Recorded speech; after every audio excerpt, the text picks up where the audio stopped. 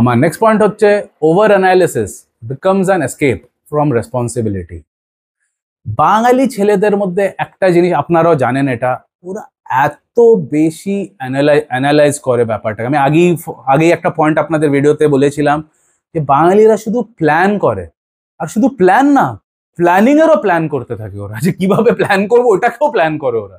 তো ওইভাবেই এখন যে আজকের পয়েন্টটা আমি যে ব্রেক করে আরো বলছি, ওভার অ্যানালিসিস, সব কিছুতে ওভার অ্যানালিসিস করবে, সব কিছুতে। একটা চাও খাবে ওটাকেও একটা ওভার অ্যানালিসিস করে ওর মধ্যেও পিএইচডি ছেড়ে দেবে।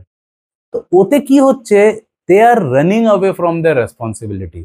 যখন একটা আইডিয়ালি একটা জিনিস কি হয়, ফর এক্সাম্পল একটা ছেলে, বাঙালি ছেলে ওর গার্লফ্রেন্ডের সাথে রাস্তায় যাচ্ছে, ওখানে এখন ভাবো কিছু তো হলো, কোথায় ওকে লাইক আ ম্যান ওকে অ্যাক্ট করতে হবে, but instead of acting like a man ও ওভার অ্যানালিসিসটা আরম্ভ করে দেবে, in the process running away from his responsibility of providing security to that girl.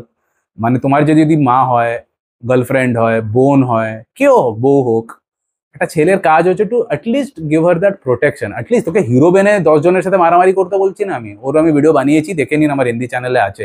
Threat detection, group violence dynamics সব আমি ডিটেলে বুঝিয়েছি। আপনারা হিন্দি চ্যানেলটাকে ডেফিনেটলি সাবস্ক্রাইব করবে, ওতে অনেক গ্রাউন্ড ব্রেকিং কন্টেন্ট পাবেন। বাট আমি ওইটা বলছি না যে তোকে 20 জনের সাথে মারামারি করতে হবে, বাট তোকে ওকে প্রোটেকশন তো দিতে হবে রে ভাই, হ্যাঁ কি না? বাট এরা ওভার অ্যানালিটিক্যাল থিঙ্কিং এর জন্য, ওভার অ্যানালিসিস এর চক্করে আমি দেখেছি যে ওরা they shirk away from their responsibilities. Why? By over analyzing that matter. Over analyzing এর দরকারই থাকে না, একটা নর্মাল স্ক্যানিং এর দরকার হচ্ছে and get out of harms way. That is how a masculine man should function. But এরা এত ওভার অ্যানালাইজ করে ব্যাপারটাকে যে রেসপন্সিবিলিটিটাকে ওরা পুরোই করতে পারে না। তো এই জিনিসটাকে আপনাদের কমপ্লিটলি বের করতে হবে।